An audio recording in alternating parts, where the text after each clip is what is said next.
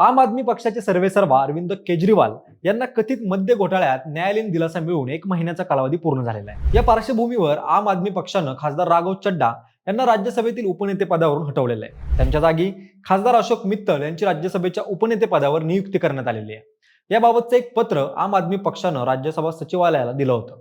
त्यानंतर राज्यसभा सचिवालयाकडून आम आदमी पक्षानं सांगितलेला बदल करण्यात आलेला आहे। दरम्यान आम आदमी पक्षाकडून आगामी 5 राज्यात होणाऱ्या विधानसभा निवडणुकीसाठी स्टार प्रचारकांची यादी जाहीर करण्यात आलेली होती।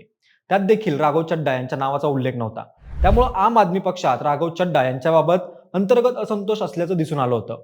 परिणामी राज्यसभेतील आपच्या उपनेते पदावरून हटवल्यानंतर दुसऱ्याच दिवशी खासदार राघव चड्डा यांनी मला गप्प केलेलं आहे, पराभूत नाही असं ठाम वक्तव्य केलं आणि त्यामुळं राजकीय वर्तुळात खळबळ उडाली। त्यांच्या या भूमिकेनंतर आम आदमी पार्टीमध्ये सुरू असलेले अंतर्गत तणाव उघडपणे समोर येताना दिसू लागलेला आहे।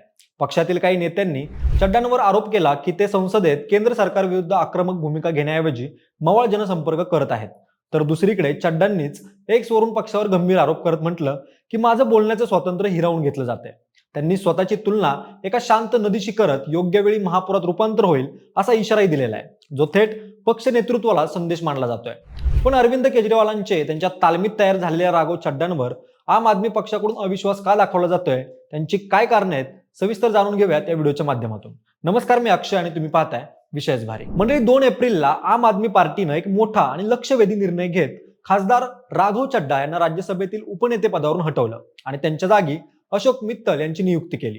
यासाठी पक्षानं राज्यसभा सचिवालयाला पत्र पाठवत स्पष्ट शब्दात नमूद केलं की राघव यांना आपच्या कोट्यातून सभागृहात बोलवण्यासाठी वेळ देऊ नये। पण हा निर्णय अचानक घेतलेला नव्हता। मीडिया अहवालानुसार यामागची पटकथा सुमारे 2 आठवड्यांपूर्वीच अरविंद केजरीवाल यांच्या निवासस्थानी लिहिली गेली होती आणि इथूनच सुरू झाला राघव चड्डा यांच्या राजकीय प्रवासातील एक वेगळा टप्पा।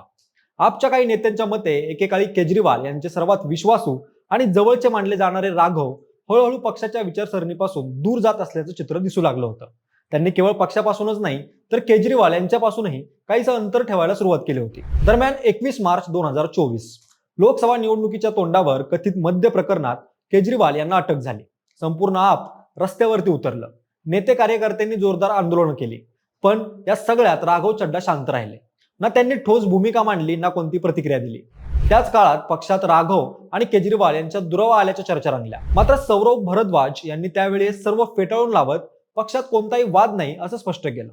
दरम्यान राघव युके मध्ये डोळ्यांच्या शस्त्रक्रियेवर उपचार घेत होते।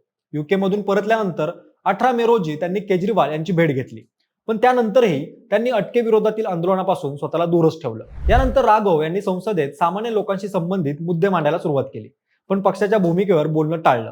ही गोष्ट अनेकांच्या नजरेत भरली। 2025 मध्ये दिल्ली विधानसभा निवडणुकीत आपला मोठा धक्का बसला। पक्षाला फक्त 22 जागा मिळाल्या, तर बीजेपीने 48 जागांसह सत्ता स्थापन केली। या पराभवानंतरही राघव शांतच राहिले।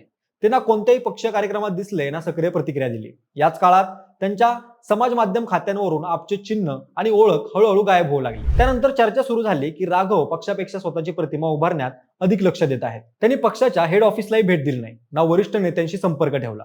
27 फेब्रुवारी 2026 रोजी दिल्लीच्या न्यायालयानं अरविंद केजरीवाल, मनीष सिसोदिया आणि इतर आरोपींना निर्दोष मुक्त केलं। आपने याचा मोठा जल्लोष केला, पण या आनंद सोहळ्यातही राघव अनुपस्थित होते। यानंतर आणखी एक महत्त्वाचा टप्पा आला। इराण युद्धाच्या पार्श्वभूमीवर संसदेत पक्षाच्या भूमिकेनुसार बोलण्यास राघव यांनी नकार दिल्याची चर्चा समोर आली। त्याचवेळी संजय सिंग यांनी एलपीजी संकट आणि परराष्ट्र धोरणावर जोरदार आवाज उठवला।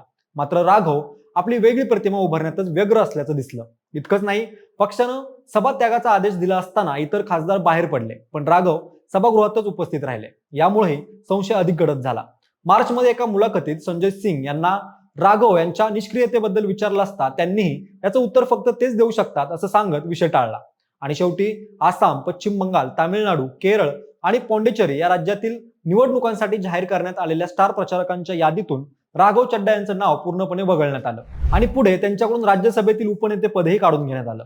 दरम्यान आता आम आदमी पार्टी आणि पक्षाचे राज्यसभा खासदार राघव चड्डा यांच्यातील वाद चांगलाच विकोपाला गेलेला आहे। राज्यसभेतील उपनेते पदावरून हटवल्यानंतर चड्डा यांनी एक व्हिडिओ जारी करत स्वतःच्याच पक्षावर थेट निशाणा साधला आणि इथूनच हा संघर्ष उघडपणे समोर आला।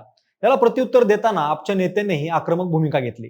पंजाबचे मुख्यमंत्री भागवत मान यांनी तर चड्डांवर थेट हल्लाबोल करत त्यांना मूल्यांशी तडजोड करणारे म्हणजेच कॉम्प्रोमाइज नेता म्हटलं। त्यांनी स्पष्ट केलं की पक्षात संसदीय नेत्यांमध्ये बदल होणं ही सामान्य प्रक्रिया आहे.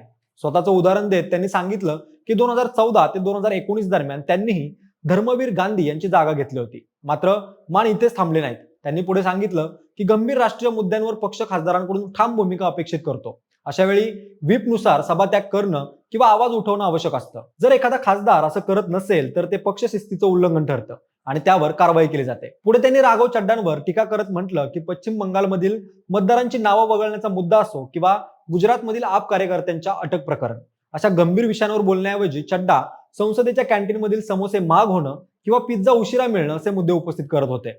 मला वाटतं ते आता पूर्णपणे कॉम्प्रोमाइज झालेले आहेत, असा थेट आरोप त्यांनी केला. याच वेळी दिल्लीच्या माजी मुख्यमंत्री आणि विधानसभेतील विरोधी पक्षनेत्या आतिशी मार्लेना यांनीही अत्यंत कठोर शब्दात प्रतिक्रिया दिली. त्यांनी आरोप केला की राघव चड्डा हे पंतप्रधान नरेंद्र मोदी यांच्या मांडीवर जाऊन बसलेले आहेत. त्यांच्या मते चड्डा कोणत्याही मुद्द्यावर केंद्र सरकार विरोधात बोलण्यास घाबरतात. आतिशी यांनी आणखी गंभीर आरोप करत सांगितलं की मुख्य निवडणूक आयुक्त ज्ञानेश कुमार यांच्या विरोधात आणलेल्या महाभियोग प्रस्तावावर स्वाक्षरी करण्यासही चड्डांनी नकार दिला होता. इतकंच नाही, जेव्हा संपूर्ण विरोधकांनी सभात्याग केला होता तेव्हा ते सभागृहातच बसून राहिले होते. त्यांनी असा दावा देखील केला की एलपीजी संकटासारख्या महत्त्वाच्या मुद्द्यावरही चड्डांनी संसदेत बोलण्यास नकार दिला होता. सुरुवातीला पक्षानं त्यांना शंका असल्याचा फायदा दिला होता. त्यांच्या डोळ्यांच्या समस्येमुळे ते मागे हटत असतील असं वाटलं होतं, पण प्रत्येक वेळी पंतप्रधानांशी भिडण्याची वेळ आली की ते मागे हटले, असं आतिशी म्हणाल्या. त्या पुढे म्हणाल्या, जर त्यांना खरोखरच सामान्य माणसाची काळजी असती तर त्यांनी एलपीजी संकटावर नक्कीच आवाज उठवला असता. म्हणजेच आता हा वाद केवळ पदावरून हटवण्यापुरता मर्यादित राहिलेला नाहीये, तर तो थेट विश्वास, निष्ठा आणि राजकीय भूमिकांवर प्रश्नचिन्ह निर्माण करणाऱ्या टप्प्यावरती पोहोचलेला आहे. आणि त्यामुळेच आम आदमी पार्टीमधली ही अंतर्गत लढाई आता अधिकच तीव्र होताना दिसत आहे आणि पक्षातलेच लोक आपल्याच खासदार विरोधात बोलताना दिसत आहेत. परिणामी आता राघव चड्डांनी स्वतःच्या पायावर कुऱ्हाड मारून घेतलीये का, असा देखील प्रश्न उपस्थित केला जातोय. मंडळी, कारण काही पण असो, पण अरविंद केजरीवाल यांच्या विश्वासातील आणि आम आदमी पार्टीमध्ये एकेकाळी दुसऱ्या क्रमांकाचे प्रभावी नेते मानले जाणारे राघव चड्डा आज स्वतःच्या पक्षाविरोधात उभे असल्याचं चित्र दिसत आहे आणि दुसरीकडे पक्षही त्यांच्यावर उघडपणे टीका करत आहे. विश्वासापासून अविश्वासापर्यंतचा हा प्रवास केवळ व्यक्तिगत मतभेदांचा नाही, तर राजकीय भूमिकांमधील बदल, पक्षशिस्त आणि नेतृत्वावरील प्रश्नचिन्ह यांचा परिणाम आहे, असं स्पष्टपणे दिसतंय. म्हणूनच राघव चड्डांनी खरंच स्वतःच्या राजकीय वाटचालीवरच घाव घातलाय का, की फक्त तात्पुरता संघर्ष आहे जो पुढे जाऊन नव्या समीकरणांना जन्म देईल? एक गोष्ट मात्र नक्की आहे, आम आदमी पार्टीमधील ही अंतर्गत लढाई आता निर्णायक टप्प्यावरती पोहोचलेली आहे. पुढे राघव चड्डा कोणती भूमिका घेतात आणि पक्ष त्यांच्याशी कसं वागतो यावरच त्यांच्या राजकीय भवितव्याची दिशा ठरणार आहे. बाकी या संपूर्ण घडामोडीबद्दल तुम्हाला काय वाटतं? तुमचं मत आम्हाला कमेंट करून नक्की कळवा. आणि खरंच राघव चड्डाने स्वतःच्या पायावर कुऱ्हाड मारली आहे का, तेही सांगा. सोबतच आपल्या विशेष बारीच्या YouTube चॅनेलला सबस्क्राईब करायला विसरू नका. धन्यवाद.